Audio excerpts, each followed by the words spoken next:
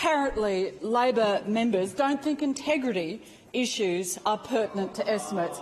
And I think it's time that a lesson was advised to some of the backbenchers who are crawling to the minister, and the Minister for Education who doesn't get it or doesn't want to get it.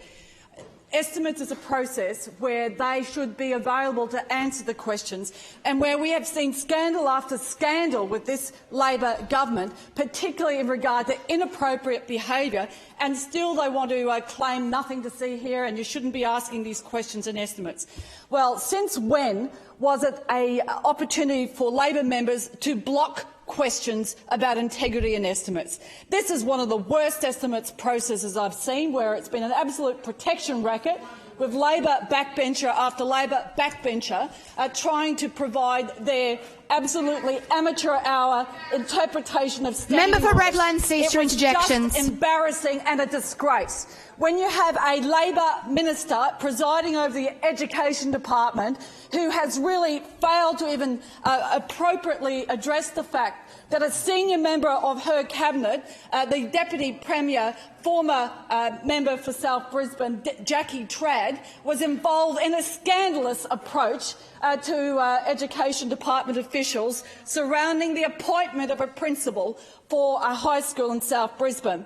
This matter was investigated by the CCC, and I can tell you that when you read the report, it's quite clear that there is not a glowing let-off-the-hook statements in respect to the behaviour of the way that this was handled. It is an absolute appalling situation. So how dare Labor members come in here in their efforts to try and crawl to ministers and try and say integrity issues don't matter. Yes, they do. And I make no excuses for going to bat about integrity issues on behalf of the LNP team, but most importantly, on behalf of the Queensland public.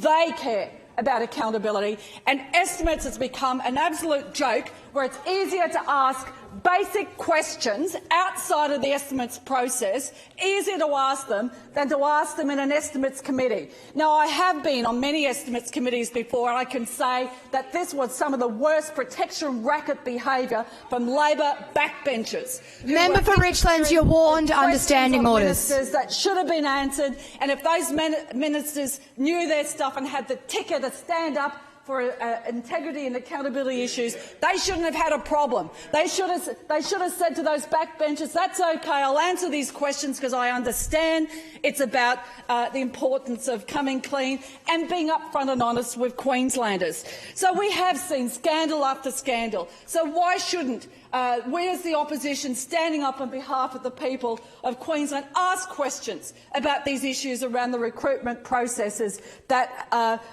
were under a cloud of scandal after the former member for South Brisbane had been involved in going and talking with some of the principal candidates for a high school in her electorate.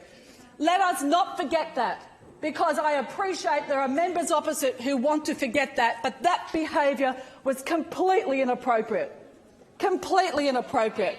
And the fact that that would happen and that they want to somehow brush it under the carpet and then claim it's terrible that we wanted to ask questions about this matter, about integrity matters of the government, shows that they have a lot to learn.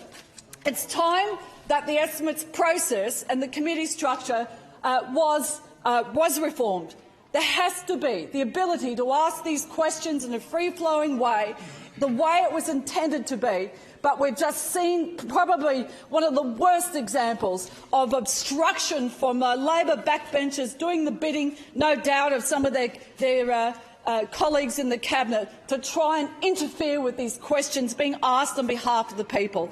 It's time that the estimates process, as outlined by the Leader of the Opposition, was reformed, because what we've seen has been a situation where those questions have been interfered with in an inappropriate way. When we've had a record low number of hours to debate the majority of legislation with gag motion after gag motion with this Labor government, when we've seen a cutting down of sitting days of parliament, when we've seen many times serious legislation not even going through a proper committee process in the first place, and then that pineapple legislation is one of the worst examples of having to fix up a mistake of abusing the process. Deputy Speaker. It's time there was accountability, and the Member estimates for Pine process has Rivers. to be reformed.